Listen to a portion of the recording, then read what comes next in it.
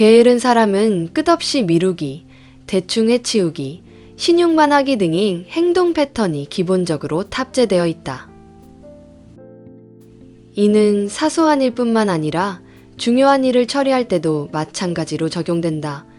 의식적으로 그렇게 하는 경우도 있고 그런 패턴이 너무 익숙해서 자각하지 못하는 경우도 있다. 일이 주어지면 안 하진 않는다. 예를 들면 행주를 짜야 할 때 행주를 짜려는 신용은 한다. 하지만 자기도 모르게 최소한의 에너지만 써서 일을 끝내려 한다. 그렇지만 사실 제대로 끝낼 때와 대충 끝냈을 때 시간 에너지 차이는 얼마 나지 않는다. 그럼에도 불구하고 비효율적인 일처리 방식을 반복한다. 무리한 계획은 아무것도 바꾸지 못한다. 보디빌더들이 처음엔 2kg 아령부터 시작해서 마침내 무거운 역기를 들고 벤치프레스를 할 수 있게 되었듯이 쉬운 일부터 반복해 실행하며 시간을 두고 천천히 키워나가는 힘이 중요하다. 만약 외향적인 성격으로 변하길 원한다면 당장 마음가짐을 바꿔서 내일 바로 외향적인 사람이 되기보다는 여러 모임을 나가 다양한 사람들과 어울려보고 이런저런 말과 행동을 하며 시행착오를 거쳐라. 예양적인 사람들의 특징을 벤치마킹하며 필요하면 주변 사람들에게 피드백도 받아가며 천천히 그리고 꾸준히 다방면으로 노력하는 것이 좋다. 하루의 시작은 무지막지하게 정말 중요하다. 이 시간을 어떻게 보내느냐에 따라 하루가 얼마나 활기차질지가 달라진다. 가장 주의해야 할 것은 스마트폰이다. 일어난 직후 여러분의 머리맡에 스마트폰이 있다면 알람을 바로 끄고 다시 자게 될 확률이 굉장히 높다. 간신히 일어났다고 해도 반쯤 뜬 눈으로 쓸모없는 뉴스나 문자 등을 확인하며 어영부영 10분 이상을 보내게 된다. 결국 흐리고 무딘 의식으로 하루를 시작하거나 촉박하게 출근 준비를 하게 된다.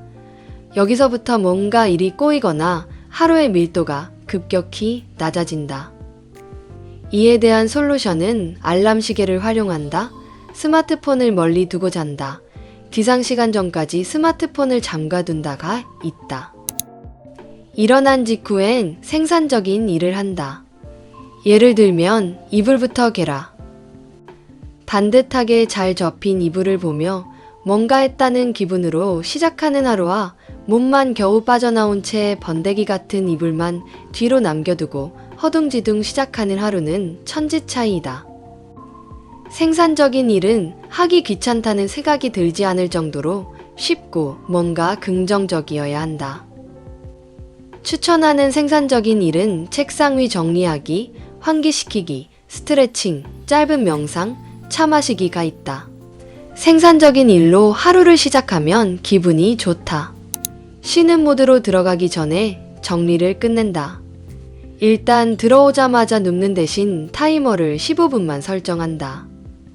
그리고 타이머가 울릴 때까지 가방 비우기, 옷 갈아입기, 대충 씻기 등을 해보자. 여기서 포인트는 타이머를 이용하는 거다. 타이머는 자신에게 명백한 시작 신호를 주고 끝나는 시간까지만 한다고 선을 정해주기 때문이다. 자잘한 버튼이 많은 수험생용 타이머가 아닌 버튼이 크고 조작이 간단한 주방용 타이머를 추천한다. 별로 큰 차이가 없는 것 같지만 사용하기 간편한 것이 심리적인 장벽을 훨씬 낮춰준다. 쉬어도 15분 정리 타임을 마친 뒤 쉬기로 하자. 퇴근 직후 저 정도의 일과들만 끝내놓아도 몸과 정신이 정돈되는 느낌이 든다. 그래서 다시 생산적인 마음으로 일할 수 있고 최소한 쉬어도 마음 편히 쉴 수 있게 된다. 바깥에서 막 돌아온 모습 그대로 긴장한 채 어영부영 쉬거나 일하는 것과 옷을 갈아입고 씻어서 집에 왔다는 신호를 주는 것은 마음가짐 자체가 다르다. 계획은 적어야 계획이다. 오늘은 무슨 일을 몇 가지 해야지 하고 머릿속으로만 생각하지 말고 적자. 적지 않고 머릿속에만 들어있다면 그것은 계획이 아니라 잡념이다. 머릿속에만 들어있는 생각은 내년에 스페인 여행이나 갈까? 라는 막연한 바람과 비슷한 수준의 잡념일 뿐이다. 글자로 적어 계획을 짜고 실행하고 체크하는 감각을 익히는 것, 그리고 작은 성취감을 얻음으로써 선순환의 시작점을 만드는 게 중요한 포인트이다. 어떤 행동을 습관으로 자리 잡게 하고 싶으면 살살 구슬리는 수단을 써야 한다.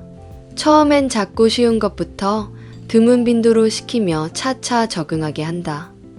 잘하면 칭찬과 상을 듬뿍 줘 무언가를 이루었을 때의 기쁨을 알게 해준다. 처음부터 무리한 목표를 세울 경우 10중 8구 이루지 못해서 자괴감을 느끼며 무리해서 이룬다 해도 장기적으로 지속이 불가능하고 그 업무에 대해 싫은 마음이 생겨버린다. 일단 싫어하는 마음이 생기면 한층 진입장벽이 높아져 다음에 시키기는 더 어려워진다. 작고 가벼운 목표를 세워라. 작고 가벼운 목표는 손톱 깎기, 퇴근하는 길에 우유 구매, 이불 개기 등이 있다. 이런 것도 목표야? 라고 할지 모르지만 의지력이 강하지 않은 사람들에게 중요한 것은 목표가 얼마나 그럴듯한지, 그 목표 자체로 얼마나 많은 것을 얻을 수 있는지가 아니다. 매일 혹은 일정 주기로 달성하면 좋을 작은 목표들을 설정해보라.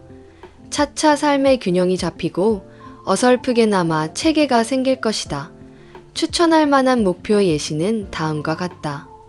아침에 일어나서 스트레칭하기, 밥 먹고 비타민 먹기, 책 5페이지 읽기, 나갔다 와서 옷 걸기, 자기 전 책상 정리, 스쿼트 20회. 부정적인 생각이 떠오르면 글로 적어본다. 평소에 우리가 하는 생각이 대단히 많은 것 같지만 적다 보면 놀랍게도 몇 개의 패턴이 계속 되풀이된다는 걸 깨닫게 된다. 내 걱정과 후회를 해결하기 위해 지금 당장 취할 수 있는 실제적인 액션이 있는지 생각해보자. 그리고 이렇게 적힌 부정적 생각들이 과연 지금처럼 시간을 투자할 가치가 있는 생각들인지 분석을 해보자. 나름대로 해결책도 찾아보고 가치평가도 해보고 여러 후회들에는 거기서 얻을 수 있는 교훈도 적어보면 좋다. 할 일을 하는 도중에 잡생각이 나면 이미 글로 적었고 지금 당장 할 수 있는 일이 없고 이만큼 시간을 투자할 가치가 없음을 결론 내린 처리가 끝난 생각이라는 걸 명심하자. 그러면 그 생각은 힘을 잃고 조용히 물러간다. 멀지 않은 미래에 남들만큼 해낼 수 있다는 믿음을 가지고 천천히 자신만의 자동차를 정비해보자. 그렇게 느릿느릿 스스로를 변화시키는 시간을 겪고 난 뒤에는 쉬이 게으름에 굴러 떨어지지 않는 단단한 의지력을 가질 수 있고 혹여 다시 게을러졌다 해도 쉽게 원상복귀시킬 수 있는 탄성력을 얻게 될 것이다. 진짜 게으른 사람이 쓴 게으름 탈출법은 정말 현실적인 방법들을 많이 추천해주고 있어 도움이 많이 되었다. 한두 가지라도 한번 같이 실천해보자.